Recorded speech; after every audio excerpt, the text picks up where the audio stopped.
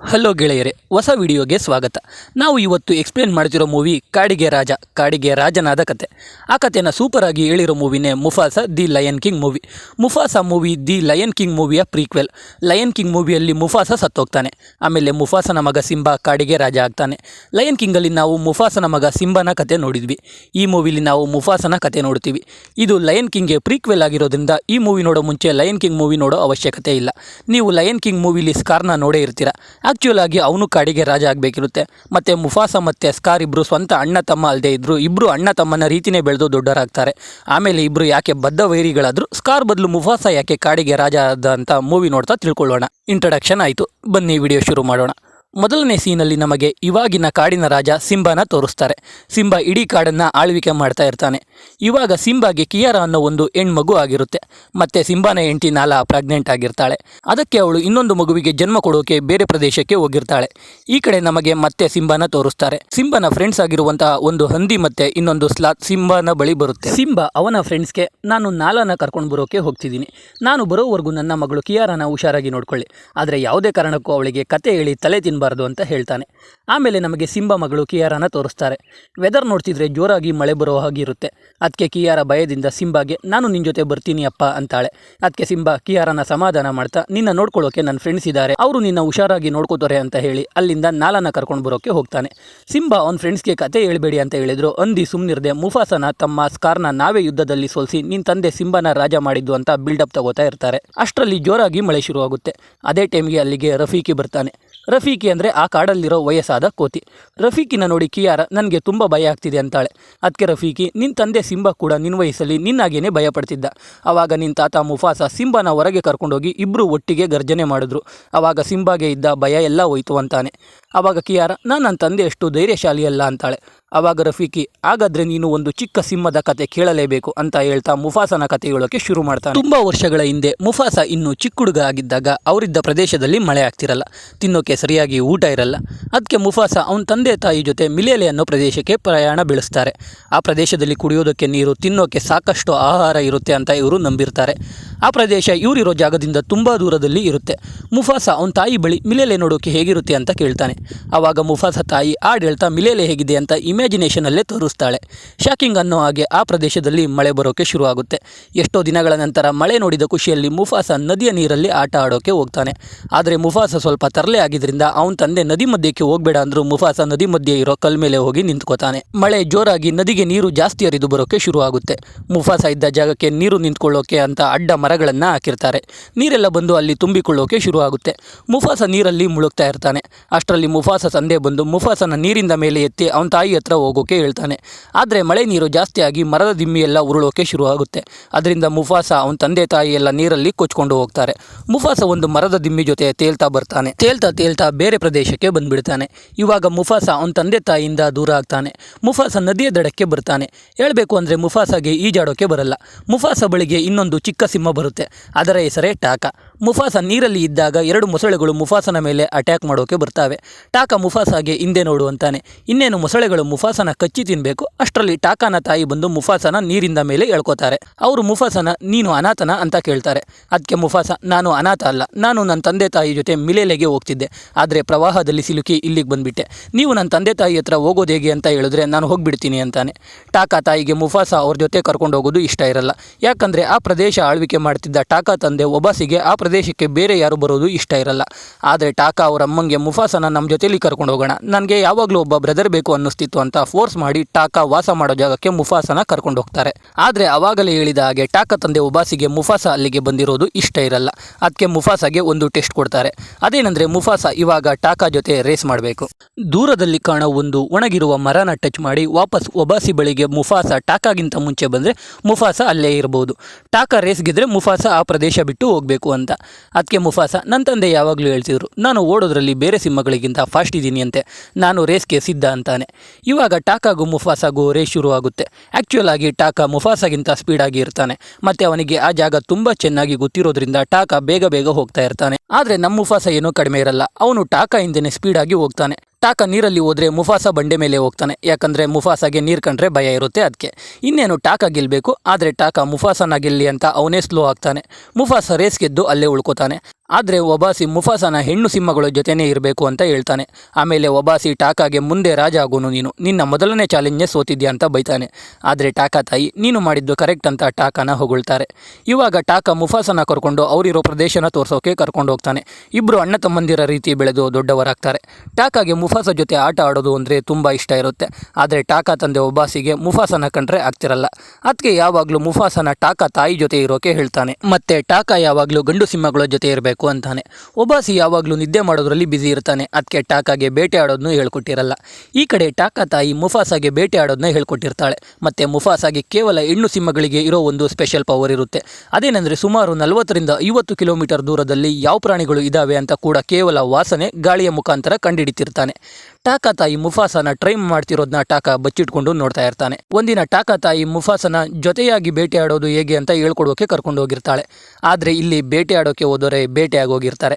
ಅಂದರೆ ಮುಫಾಸ ಮತ್ತು ಟಾಕಾ ತಾಯಿ ಮೇಲೆ ಬೇರೆ 2 ಬಿಳಿ ಸಿಂಹಗಳು ಅಟ್ಯಾಕ್ ಮಾಡ್ತವೆ. ಅದನ್ನ ಟಾಕಾ ದೂರದಿಂದ ನೋಡಿ ಅವರಮ್ಮನ ಕಾಪಾಡೋಕೆ ಓಡ್ ಬರ್ತಿರ್ತಾನೆ. ಆದರೆ ಭಯದಿಂದ ಅಲ್ಲಿಂದ ಓಡೋಗ್ತಾನೆ. ಆದರೆ ಮುಫಾಸ ಭಯಪಡದೆ ಟಾಕಾ ತಾಯಿ ಜೊತೆ ಸೇರಿಕೊಂಡು ಆ ಬಿಳಿ ಸಿಂಹಗಳ ಮೇಲೆ ಅಟ್ಯಾಕ್ ಮಾಡಿ ಒಂದು ಸಿಂಹನ ಸಾಯಿಸಿಬಿಡ್ತಾನೆ. ಅದನ್ನ ನೋಡಿ ಇನ್ನೊಂದು ಸಿಂಹ ಎದುರುಕೊಂಡು ಓಡೋಗುತ್ತೆ.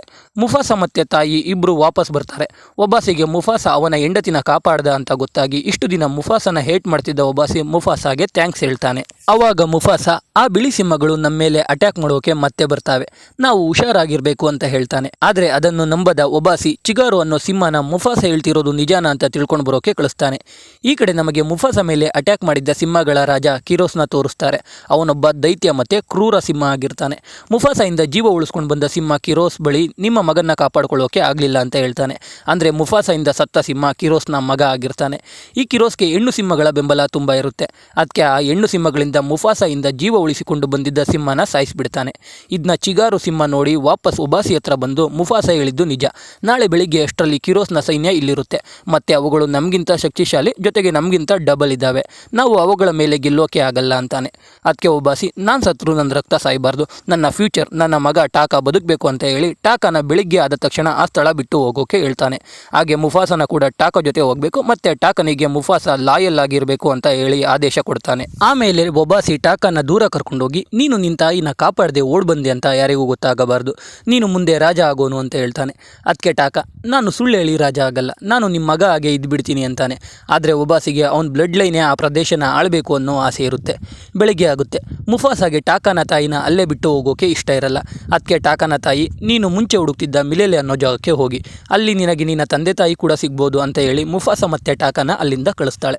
ಮುಫಾಸ ಮತ್ತೆ ಟಾಕಾ ಅಲ್ಲಿಂದ ಹೋದ ನಂತರ ಆ ಜಾಗಕ್ಕೆ ಕಿರೋಸ್ ಅವನ ಸೈನ್ಯದ ಜೊತೆ ಬಂದು ಇಡೀ ಕಾಡಿಗೆ ಒಬ್ಬನೇ ರಾಜ ಇರಬೇಕು, ಅದು ನಾನಾಗಿರಬೇಕು ಅಂತ ಹೇಳಿ ಅಲ್ಲಿದ್ದ ಸಿಂಹಗಳನ್ನೆಲ್ಲ ಕೊಂದು ಮುಫಾಸ ಮತ್ತೆ ಟಾಕಾನ ಫಾಲೋ ಮಾಡ್ಕೊಂಡು ಬರ್ತಾರೆ. ಮುಫಾಸ ಮತ್ತೆ ಟಾಕಾ ಓಡೋಕೆ ಶುರು ಮಾಡ್ತಾರೆ. ಆದರೆ ಒಂದು ನದಿ ಹತ್ರ ಬರ್ತಾರೆ. ಮುಫಾಸಾಗೆ ನೀರೊಳಗೆ ಹೋಗೋಕೆ ಭಯ ಆಗುತ್ತೆ. ಆಮೇಲೆ ಆ ನದಿಲಿರೋ ಬಂಡೆ ಮೇಲೆ ಓಡೋಗ್ತಾರೆ. ಕಡೆಗೆ ಜಲಪಾತದ ಹತ್ರ ಬರ್ತಾರೆ. ಮುಫಾಸಾಗೆ ನೀರೊಳಗೆ ಹೋಗೋಕೆ ಭಯ ಆಗಿ ಏನಾದರೂ ಆಗಲಿ ಕಿರೋಸ್ ಮೇಲೆ ಅಟ್ಯಾಕ್ ಮಾಡೋಣ ಅಂತ ಟಾಕಾಗೆ ಹೇಳ್ತಾನೆ. ಆದರೆ ಟಾಕಾಗೆ ಫೈಟ್ ಮಾಡೋಕೆ ಭಯ ಆಗಿ ಮುಫಾಸನ ಜಲಪಾತದೊಳಗೆ ದುಃಖಿ ಟಾಕಾ ಕೂಡ ನೀರೊಳಗೆ ಬೀಳ್ತಾನೆ. ಅಲ್ಲಿದ್ದ ಒಂದು ಮರದ ಕೊಂಬೆ ಹಿಡ್ಕೊಂಡು ಹೇಗೋ ಬದುಕ್ತು ಅಂತ ಅನ್ಕೊಳ್ಳೋ ಅಷ್ಟರಲ್ಲಿ ಆ ಬಿಳಿ ಸಿಂಹಗಳು ಕೂಡ ನೀರೊಳಗೆ ಹಾರ್ತವೆ. ನೀರಿನ ಒಳಗೆ ಮೊಸಳೆಗಳು ಕೂಡ ಅಟ್ಯಾಕ್ ಮಾಡೋಕೆ ಬರ್ತವೆ. ಅದನ್ನ ನೋಡಿ ಟಾಕಾ ಮತ್ತು ಮುಫಾಸ ಕೊಂಬೆ ಬಿಟ್ಟು ನೀರಲ್ಲಿ ತೇಲ್ಕೊಂಡು ಹೋಗ್ತಾರೆ. ಕಡೆಗೂ ನೀರಿಂದ ಮೇಲೆ ಬರ್ತಾರೆ. ಹೇಗೋ ಆ ಬಿಳಿ ಸಿಂಹಗಳಿಂದ ತಪ್ಪಿಸ್ಕೊಂಡು ಅಂತ ಹ್ಯಾಪಿ ಆಗ್ತಾರೆ. ಅಷ್ಟರಲ್ಲಿ ಮುಫಾಸಾಗೆ ಅವ್ರನ್ನ ಯಾರೋ ಫಾಲೋ ಮಾಡ್ತಿರೋದು ಗೊತ್ತಾಗುತ್ತೆ. ಯಾರು ಅಂತ ನೋಡಿದ್ರೆ ಸರಬಿ ಅನ್ನೋ ಒಂದು ಸಿಂಹಿಣಿ. ಆ ಬಿಳಿ ಸಿಂಹಗಳು ಸರಬಿ ಫ್ಯಾಮಿಲಿ ಮೇಲೂ ಅಟ್ಯಾಕ್ ಮಾಡಿರ್ತಾರೆ. ಅದರಲ್ಲಿ ಸರಬಿ ಒಬ್ಳು ತಪ್ಪಿಸ್ಕೊಂಡು ಬಂದಿರ್ತಾಳೆ. ಅವಳ ಜೊತೆ ಒಂದು ಪಕ್ಷಿ ಕೂಡ ಇರುತ್ತೆ. ಮುಫಾಸ ಸರಬಿಗೆ ನಾವು ಮಿಲೇಲೆ ಅನ್ನೋ ಜಾಗಕ್ಕೆ ಹೋಗ್ತಿದ್ದೀವಿ, ನೀನು ಕೂಡ ನಮ್ಮ ಜೊತೆ ಬರುವಾಗಿದ್ರೆ ಬರಬಹುದು ಅಂತಾನೆ. ಆದರೆ ಮೊದಲಿಗೆ ಸರಬಿ ಬೇಡ ಅಂದರು. ಆಮೇಲೆ ಮುಫಾಸ ಮತ್ತು ಟಾಕಾ ಜೊತೆ ಹೋಗೋಕೆ ಶುರು ಮಾಡ್ತಾಳೆ. ತುಂಬ ಹೊತ್ತಿನಿಂದ ನಡೆದು ಸುಸ್ತಾಗಿದ್ದ 3 ಜನನು ಬೇಟೆ ಆಡಿ ಹೊಟ್ಟೆ ತುಂಬಿಸ್ಕೊಳ್ಳೋಣ ಅಂತ ಅನ್ಕೋತಾರೆ.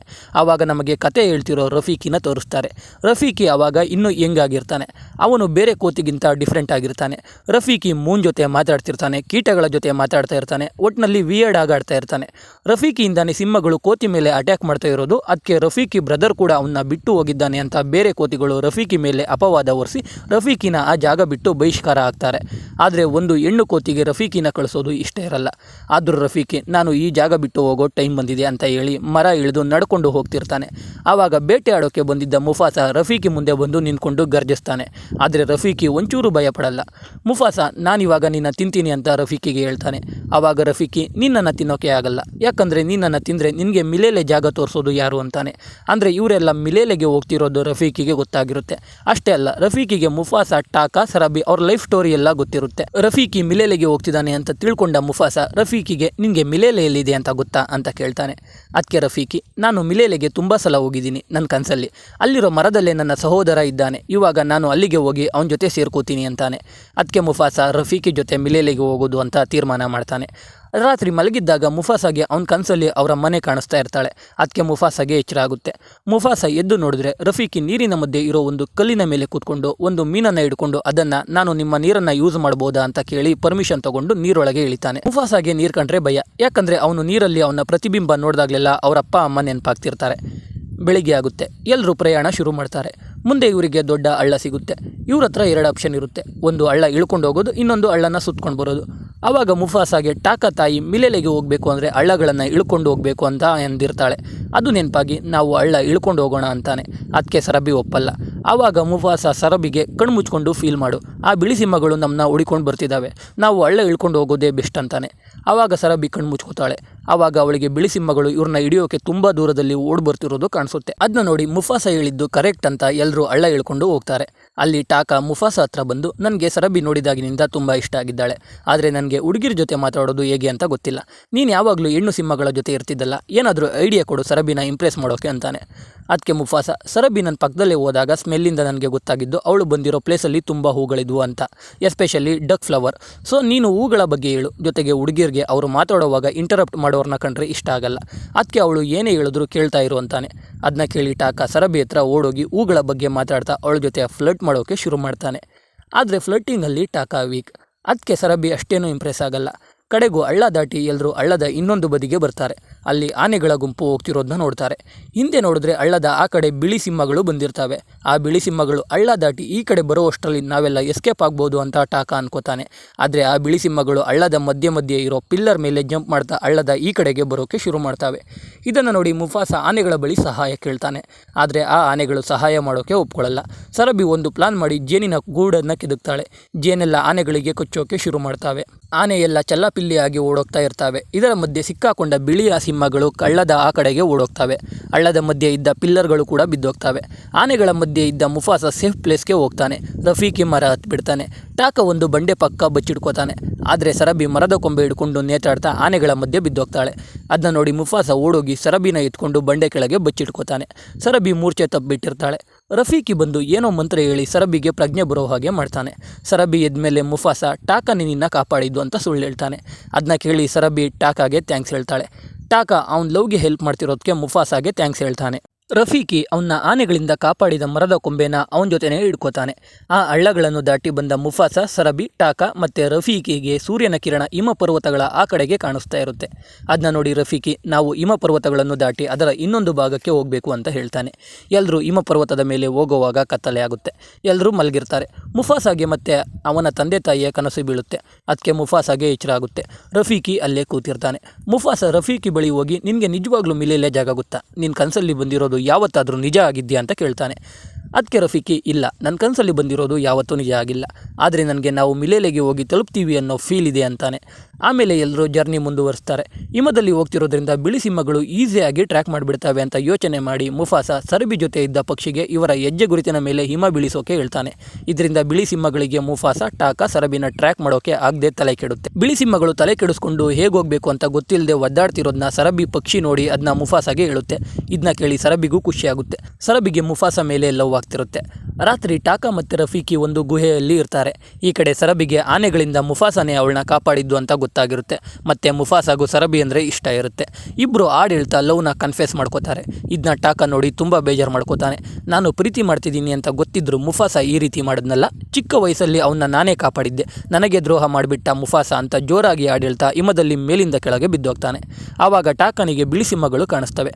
ಟಾಕಾ ಇವಾಗ ಒಳ್ಳೆಯವನಿಂದ ಕೆಟ್ಟವನಾಗಿ ಬದಲಾಗಿ ಬಿಳಿ ಸಿಂಹಗಳ ರಾಜ ಕಿರೋಸ್ ಬಳಿ ಹೋಗಿ ನಿನ್ನ ಮಗನನ್ನು ಕೊಂದಿದ್ದು ಮುಫಾಸ, ಅವನಿಂದ ನಾನು ನನ್ನ ತಂದೆ ತಾಯಿನ ಕಳ್ಕೊಂಡೆ. ಮುಫಾಸ ನಿಮಗೆ ಅವನ್ನ ಟ್ರ್ಯಾಕ್ ಮಾಡೋಕೆ ಆಗದೆ ಇರೋ ರೀತಿ ಮಾಡಿದ್ದಾನೆ. ಮುಫಾಸ ತುಂಬ ಇಂಟೆಲಿಜೆಂಟ್. ನಾನು ಪ್ರೀತಿ ಮಾಡ್ತಿದ್ದೀನಿ ಅಂದರೂ ಸರಬಿನ ಅವನು ಪ್ರೀತಿ ಮಾಡ್ದ. ನಾನು ಅವನ ಮೇಲೆ ರಿವೆಂಜ್ ತೊಗೋಬೇಕು, ನೀವು ಅವನ ಮೇಲೆ ರಿವೆಂಜ್ ತೊಗೋಬೇಕು. ನಾನು ನಿಮಗೆ ಮುಫಾಸನ ಹಿಡಿಯೋಕೆ ಮತ್ತು ಮಿಲೇಲೆಗೆ ಬರೋಕ್ಕೆ ಹೆಲ್ಪ್ ಮಾಡ್ತೀನಿ ಅಂತ ಕಿರೋಸ್ಗೆ ಸೇವೆ ಮಾಡೋಕೆ ಒಪ್ಕೋತಾನೆ. ಅದಕ್ಕೆ ಬಿಳಿ ಸಿಂಹಗಳು ಒಪ್ಕೊಳ್ತಾವೆ. ಬೆಳಿಗ್ಗೆ ಆಗುತ್ತೆ. ಟಾಕಾ ಮತ್ತೆ ಮುಫಾಸ ಬಳಿ ಬಂದು, ನಾನು ಬೇಟೆ ಆಡೋಕೆ ಹೋಗಿದ್ದೆ, ಆದರೆ ನಿನ್ನ ರೀತಿ ನನಗೆ ಬೇಟೆ ಆಡೋಕ್ಕೆ ಬರಲ್ಲ, ಅದಕ್ಕೆ ನನಗೆ ಏನು ಸಿಗಲಿಲ್ಲ ಅಂತ ಸುಳ್ಳು ಹೇಳ್ತಾ ಮತ್ತೆ ಎಲ್ಲರೂ ಜರ್ನಿ ಶುರು ಮಾಡ್ತಾರೆ. ಸರಬಿ ಪಕ್ಷಿ ಟ್ರ್ಯಾಕ್ ಎಲ್ಲ ಮುಚ್ಚುತ್ತಾ ಇದ್ರೆ ಟಾಕಾ ಬಂಡೆ ಮೇಲೆ ಅವನ ಕಾಲಿಂದ ಗುರುತು ಮಾಡಿ ಬಿಳಿ ಸಿಂಹಗಳು ಅವ್ರನ್ನ ಫಾಲೋ ಮಾಡೋ ರೀತಿ ಮಾಡ್ತಾನೆ. ಕಡೆಗೆ ಎಲ್ಲರೂ ಹಿಮಪರ್ವತ ದಾಟಿ ಮಿಲೇಲೆಗೆ ಬರ್ತಾರೆ. ಮಿಲೇಲೆ ಹಚ್ಚ ಹಸಿರಿನಿಂದ ತುಂಬಿರುತ್ತೆ. ಬೇಕಾದಷ್ಟು ನೀರು, ಆಹಾರ ಇರುತ್ತೆ. ತುಂಬ ಕಾಡು ಪ್ರಾಣಿಗಳು ಇರ್ತವೆ. ಎಲ್ರಿಗೂ ಮಿಲೇಲೆಗೆ ಬಂದಿದ್ದಕ್ಕೆ ತುಂಬ ಖುಷಿಯಾಗುತ್ತೆ. ಅಲ್ಲಿ ರಫೀಕಿ ತನ್ನ ಕನಸಿನಲ್ಲಿ ನೋಡ್ತಿದ್ದ ಒಂದು ದೊಡ್ಡ ಮರ ಇರುತ್ತೆ. ಅದನ್ನ ನೋಡಿ ರಫೀಕಿ ಖುಷಿಯಿಂದ ಕುಣಿತಾ ಆ ಮರದ ಬಳಿಗೆ ಹೋಗ್ತಾನೆ. ಮುಫಾಸ ರಫೀಕಿ ಜೊತೆ ಹೋಗ್ತಾನೆ. ರಫೀಕಿ ಅವನ ಕನಸಲ್ಲಿ ಆ ಮರದ ಹತ್ರ ಅವನ ಬ್ರದರ್ನ ಮೀಟ್ ಆಗೋ ರೀತಿ ಇರುತ್ತೆ. ಆದರೆ ಅಲ್ಲಿ ಬೇರೆ ಯಾವುದೇ ಕೋತಿ ಕಾಣಿಸಲ್ಲ. ಅದನ್ನ ನೋಡಿ ಮುಫಾಸ, ನಿಮ್ಮ ಕನಸಲ್ಲಿ ನಿಮ್ಮ ಬ್ರದರ್ ಕಾಣಿಸಿದ್ದ ಅಲ್ವಾ, ಈಗೆಲ್ಲಿ ಕಾಣ್ತಾ ಇಲ್ಲ ಅಂತ ರಫೀಕಿನ ಕೇಳ್ತಾನೆ. ಅದಕ್ಕೆ ರಫೀಕಿ, ನನ್ನ ಕನಸಲ್ಲಿ ನನ್ನ ಬ್ರದರ್ ಕಾಣಿಸಿದ್ದು ನಿಜ, ಆ ಬ್ರದರ್ ಇವಾಗ ನನ್ನ ಜೊತೆನೇ ಇದ್ದಾನೆ, ಅದು ನೀನೇನೆ ಅಂತ ರಫೀಕಿ ಮುಫಾಸಾಗೆ ಹೇಳ್ತಾನೆ. ಅಲ್ಲಿಗೆ ಬೇರೆ ಎಲ್ಲ ಪ್ರಾಣಿಗಳು ಬಂದು ಮುಫಾಸಾಗೆ, ನೀನು ಇಲ್ಲಿಗೆ ಬರಬಾರ್ದಿತ್ತು, ನಿನ್ನ ಫಾಲೋ ಮಾಡಿಕೊಂಡು ಆ ಬಿಳಿ ಸಿಂಹಗಳು ಬರ್ತಾವೆ ಅಂತ ಹೇಳ್ತಾವೆ. ಅದಕ್ಕೆ ಮುಫಾಸ, ನಾವು ನಮ್ಮ ಟ್ರ್ಯಾಕ್ಸ್ ಎಲ್ಲ ಮುಚ್ಚಾಕಿದ್ದೀವಿ, ನಮ್ಮನ್ನ ಯಾರು ಫಾಲೋ ಮಾಡ್ಕೊಂಡು ಬರೋಕ್ಕೆ ಸಾಧ್ಯನೇ ಇಲ್ಲ ಅಂತ ಹೇಳ್ತಾನೆ. ಅಷ್ಟರಲ್ಲಿ ಅಲ್ಲಿಗೆ ಬಿಳಿ ಸಿಂಹಗಳು ಬರ್ತಾವೆ. ಇದನ್ನ ನೋಡಿ ಮುಫಾಸಾಗೆ ಶಾಕ್ ಆಗುತ್ತೆ. ಕಿರೋಸ್ ಅವನ ಸೈನ್ಯಕ್ಕೆ ಅಲ್ಲಿರೋ ಬೇರೆ ಸಿಂಹಗಳನ್ನು ಹುಡ್ಕೋಕೆ ಹೇಳಿ ಮುಫಾಸನ ನಾನು ನೋಡ್ಕೋತೀನಿ ಅಂತಾನೆ. ಮುಫಾಸಾಗೆ ಆವಾಗ ಟಾಕಾ ಅವನಿಗೆ ಮೋಸ ಮಾಡಿದ್ದಾನೆ ಅಂತ ಗೊತ್ತಾಗುತ್ತೆ. ಕಿರೋಸ್ ಮುಫಾಸ ಮೇಲೆ ಅಟ್ಯಾಕ್ ಮಾಡ್ತಾನೆ. ಮುಫಾಸ ಕಿರೋಸಿಂದ ತಪ್ಪಿಸ್ಕೊಂಡು ಓಡೋಗ್ತಾ ಕಿರೋಸ್ನ ಮೇಲಿಂದ ಕೆಳಗೆ ಬೀಳೋ ಹಾಗೆ ಮಾಡ್ತಾನೆ. ಈ ಕಡೆ ಸರಬಿ ಹೋಗಿ ಅಲ್ಲಿರೋ ಬೇರೆ ಸಿಂಹಗಳಿಗೆ ಹೆಲ್ಪ್ ಮಾಡೋಕೆ ಕೇಳ್ತಾಳೆ. ಇನ್ನೊಂದು ಕಡೆ ರಫೀಕಿ ಅಲ್ಲಿರೋ ಕಾಡಿನ ಎಲ್ಲ ಪ್ರಾಣಿಗಳನ್ನು ಒಂದು ಜಾಗಕ್ಕೆ ಕರ್ಕೊಂಡು ಬರ್ತಾನೆ. ಮುಫಾಸ ಅಲ್ಲಿಗೆ ಬಂದು ಆ ಪ್ರಾಣಿಗಳಿಗೆ ಹೆಲ್ಪ್ ಮಾಡೋಕೆ ಕೇಳ್ತಾನೆ. ಆದರೆ ಮೊದಲಿಗೆ ಆ ಪ್ರಾಣಿಗಳು ಸಹಾಯ ಮಾಡೋದಕ್ಕೆ ಒಪ್ಕೊಳ್ಳಲ್ಲ. ಮುಫಾಸ, ಕಿರೋಸ್ ನಮ್ಮನ್ನ ಸಾಯಿಸಿ ನಿಮ್ಮೆಲ್ಲರನ್ನು ಸಾಯಿಸ್ತಾನೆ ಅಂತ ಹೇಳಿದಾಗ ಎಲ್ಲ ಪ್ರಾಣಿಗಳು ಮುಫಾಸಾಗೆ ಸಹಾಯ ಮಾಡೋದಕ್ಕೆ ಒಪ್ಕೊಳ್ತಾವೆ. ಎಲ್ಲ ಪ್ರಾಣಿಗಳು ಬಿಳಿ ಸಿಂಹಗಳ ಮೇಲೆ ಅಟ್ಯಾಕ್ ಮಾಡ್ತಾವೆ. ಕಿರೋಸ್ ಬಂದು ಮುಫಾಸ ಮೇಲೆ ಅಟ್ಯಾಕ್ ಮಾಡ್ತಾನೆ. ಮುಫಾಸ ಮೇಲಿಂದ ಒಂದು ಗುಹೆ ರೀತಿ ಇರೋ ಜಾಗಕ್ಕೆ ಬಿದ್ದೋಗ್ತಾನೆ. ಅಲ್ಲಿಗೂ ಕಿರೋಸ್ ಬಂದು ಮುಫಾಸ ಮೇಲೆ ಅಟ್ಯಾಕ್ ಮಾಡ್ತಾನೆ. ಮುಫಾಸ ಮತ್ತೆ ಕಿರೋಸ್ ಫೈಟಿಂಗ್ ಆಡ್ತಿರೋದನ್ನ ಟಾಕಾ ದೂರದಲ್ಲಿ ನಿಂತ್ಕೊಂಡು ನೋಡ್ತಾ ಇರ್ತಾನೆ. ಟಾಕಾಗೆ ಒಂದು ಕಡೆ ಪೂರ್ತಿ ಒಳ್ಳೆಯವನಾಗೋಕ್ಕೂ ಆಗ್ತಿಲ್ಲ, ಇನ್ನೊಂದು ಕಡೆ ಪೂರ್ತಿ ಕೆಟ್ಟವನಾಗೋಕ್ಕೂ ಆಗ್ತಾ ಇರಲ್ಲ. ಕಿರೋಸ್ ಮುಫಾಸಾಗೆ ಚೆನ್ನಾಗಿ ಹೊಡೆದು ಕೆಳಗೆ ಬೀಳಿಸಿ ತನ್ನ ಪಂಜ ಎತ್ತಿ ಹೊಡೆಯೋಕೆ ಹೋಗ್ತಾನೆ. ಅದನ್ನ ನೋಡಿ ಟಾಕಾ ಅಡ್ಡ ಬರ್ತಾನೆ. ಮುಫಾಸಾಗೆ ಬೀಳಬೇಕಿದ್ದ ಏಟು ಟಾಕಾಗೆ ಬೀಳುತ್ತೆ. ಆದ್ದರಿಂದ ಟಾಕಾ ಮುಖದ ಮೇಲೆ ಪಂಜದ ಗುರುತು ಬೀಳುತ್ತೆ. ಇದರಿಂದ ಟಾಕಾ ಮುಖದ ಮೇಲೆ ಗಾಯ ಆಗುತ್ತೆ. ಆಮೇಲೆ ಮುಫಾಸ ಎದ್ದು ಕಿರೋಸ್ ಜೊತೆ ಫೈಟ್ ಮಾಡೋಕೆ ಶುರು ಮಾಡ್ತಾನೆ. ಈಚೆ ಆನೆಗಳು ಯುದ್ಧಕ್ಕೆ ಜಾಯಿನ್ ಆಗಿದ್ರಿಂದ ಭೂಮಿಯೆಲ್ಲ ಶೇಕ್ ಆಗಿ ಮುಫಾಸ ಮತ್ತು ಕಿರೋಸ್ ಇದ್ದ ಗುಹೆಯಲ್ಲಿ ಹಳ್ಳ ಆಗಿ ಇಬ್ಬರು ನೀರೊಳಗೆ ಬೀಳ್ತಾರೆ. ಅಲ್ಲೂ ಫೈಟ್ ಮಾಡ್ತಾ ಇರ್ತಾರೆ. ಮೇಲಿಂದ ಒಂದು ದೊಡ್ಡ ಕಲ್ಲು ನೀರೊಳಗೆ ಬೀಳುತ್ತೆ. ಅದನ್ನ ನೋಡಿ ಮುಫಾಸ ಪ್ಲಾನ್ ಮಾಡಿ ಆ ದೊಡ್ಡ ಕಲ್ಲು ಕಿರೋಸ್ ಮೇಲೆ ಬೀಳೋ ಹಾಗೆ ಮಾಡ್ತಾನೆ. ಇದರಿಂದ ಕಿರೋಸ್ ಸತ್ತೋಗ್ತಾನೆ. ಮುಫಾಸ ಕಷ್ಟಪಟ್ಟು ನೀರಿಂದ ಮೇಲೆ ಬರೋಕೆ ಟ್ರೈ ಮಾಡ್ತಿರ್ತಾನೆ. ದಡದವರೆಗೂ ಬಂದು ಇನ್ನೇನು ನೀರೊಳಗೆ ಮುಳುಗಬೇಕು. ಅಷ್ಟರಲ್ಲಿ ಅಲ್ಲೇ ಇದ್ದ ಟಾಕಾ ಮುಫಾಸನ ಹಿಡ್ಕೊಂಡು ನೀರಿಂದ ಮೇಲೆ ಎಳೆದು ಅಲ್ಲಿಂದ ಹೋಗ್ಬಿಡ್ತಾನೆ. ಅಲ್ಲಿಗೆ ಸರಬಿ ಬಂದು ಮುಫಾಸನ ಮೇಲಕ್ಕೆ ಕರ್ಕೊಂಡು ಹೋಗಿ ಕಿರೋಸ್ ಸತ್ತೋದ ಅಂತ ಅನೌನ್ಸ್ ಮಾಡ್ತಾರೆ. ಅದರಿಂದ ಕಿರೋಸ್ನ ಸಾಯಿಸಿದ್ಕೆ ಎಲ್ಲರೂ ಮುಫಾಸನ ಕಾಡಿನ ರಾಜ ಅಂತ ಅವರೇ ಡಿಸೈಡ್ ಮಾಡ್ತಾರೆ. ಆದರೆ ಮುಫಾಸ ಅದನ್ನ ಒಪ್ಕೊಳ್ಳಲ್ಲ. ರಫೀಕಿ ಮುಫಾಸನ ಕಾಡಿನ ರಾಜ ಆಗಿರೋಕೆ ಒಪ್ಪಿಸ್ತಾನೆ. ಅಲ್ಲಿ ಮುಫಾಸಗೆ ಇನ್ನೊಬ್ಬರು ವೇಟ್ ಮಾಡ್ತಾ ಇರ್ತಾರೆ. ಅದು ಬೇರೆ ಯಾರೂ ಅಲ್ಲ, ಚಿಕ್ಕ ವಯಸ್ಸಲ್ಲಿ ಮುಫಾಸನಿಂದ ದೂರ ಆಗಿದ್ದ ಅವನ ತಾಯಿ. ಅವಳು ಮುಫಾಸ ಯಾವತ್ತಾದರೂ ಮಿಲೇಲೆಗೆ ಬಂದೇ ಬರ್ತಾನೆ ಅಂತ ಅಲ್ಲಿ ಕಾಯ್ತಾ ಇರ್ತಾರೆ. ಆದರೆ ಅಲ್ಲಿ ಮುಫಾಸ ತಂದೆ ಇರಲ್ಲ. ಇಲ್ಲಿ ನಮಗೆ ಗೊತ್ತಾಗೋದು ಮುಫಾಸನ ತಂದೆ ಅವತ್ತು ಪ್ರವಾಹದಲ್ಲೇ ಸತ್ತಿರಬಹುದು ಅಂತ. ಕಡೆಗೆ ಮುಫಾಸ ಅವನ ತಾಯಿ ಮತ್ತು ಸರಬಿ ಜೊತೆ ಒಂದಾಗ್ತಾನೆ. ಅಲ್ಲಿ ಟಾಕಾ ಕೂಡ ಇರ್ತಾನೆ. ಎಲ್ಲರೂ ಟಾಕಾನ ಸಾಯಿಸಬೇಕು ಅಂತ ಹೇಳ್ತಿರ್ತಾರೆ. ಆದರೆ ಮುಫಾಸ, ಎಲ್ಲಿವರೆಗೂ ನಾನು ಈ ಕಾಡಲ್ಲಿ ಇರ್ತೀನೋ ಅಲ್ಲಿವರೆಗೂ ನನ್ನ ಬ್ರದರ್ ಕೂಡ ಇಲ್ಲೇ ಇರ್ತಾನೆ ಅಂತ ಹೇಳ್ತಾನೆ. ಆದರೆ ಮುಫಾಸಾಗೆ ಟಾಕಾ ಮೋಸ ಮಾಡಿದ್ಕೆ ಅವನ್ನ ಟಾಕಾ ಅಂತ ಕರೆಯೋಕೆ ಮನಸ್ಸಿಲ್ಲ ಅಂದಾಗ ಟಾಕಾ, ನನ್ನ ಇನ್ಮೇಲೆ ಸ್ಕಾರ್ ಅಂತ ಕರಿ ಅಂತ ಹೇಳ್ತಾನೆ. ಆಮೇಲೆ ಸ್ಕಾರ್ ಅಲ್ಲೇ ಇದ್ದ ಗುಹೆಗೆ ಹೋಗ್ತಾನೆ. ಈ ಕಥೆನ ರಫೀಕಿ ಕಿಯಾರಾಗೆ ಹೇಳಿ ಮುಗಿಸ್ತಾನೆ. ಈ ಕತೆ ಕೇಳಿ ಕಿಯಾರಾಗೆ ನನಗೂ ಒಂದ್ಸಲ ಮುಫಾಸನ ಮೀಟ್ ಮಾಡೋ ಚಾನ್ಸ್ ಸಿಗಬೇಕಿತ್ತು ಅಂತ ಹೇಳ್ತಾ ಆ ಕತೆ ಕೇಳಿ ಧೈರ್ಯ ತಗೊಂಡು ಕಿಯಾರ ಹೊರಗೆ ಹೋಗಿ ಗರ್ಜಿಸೋಕೆ ಶುರು ಮಾಡ್ತಾಳೆ. ಇವಾಗ ಕಿಯಾರಾಗೆ ಇದ್ದ ಭಯ ಎಲ್ಲ ಹೋಗುತ್ತೆ. ಆವಾಗ ಅಲ್ಲಿಗೆ ಸಿಂಬಾ ನಾಲನ ಕರ್ಕೊಂಡು ಬರ್ತಾನೆ. ನಾಲಾಗೆ ಡೆಲಿವರಿ ಆಗಿ ಒಂದು ಗಂಡು ಮಗು ಆಗಿರುತ್ತೆ. ಕಡೆಗೆ ಕಿಯಾರಾಗೆ ಒಬ್ಬ ತಮ್ಮ ಬರ್ತಾನೆ. ಇಲ್ಲಿಗೆ ಮುಫಾಸ ದಿ ಲಯನ್ ಕಿಂಗ್ ಕತೆ ಮುಗಿಯುತ್ತೆ. ಎಕ್ಸ್ಪ್ಲನೇಷನ್ ಇಷ್ಟ ಆಗಿದ್ರೆ ವಿಡಿಯೋಗೆ ಒಂದು ಲೈಕ್ ಮಾಡಿ, ಚಾನಲ್ನ ಸಬ್ಸ್ಕ್ರೈಬ್ ಮಾಡಿಕೊಂಡು ಸಪೋರ್ಟ್ ಮಾಡಿ. ಮತ್ತೆ ಮುಂದಿನ ವಿಡಿಯೋ ಅಲ್ಲಿ ಸಿಗ್ತೀನಿ. ಜೈ ಕರ್ನಾಟಕ.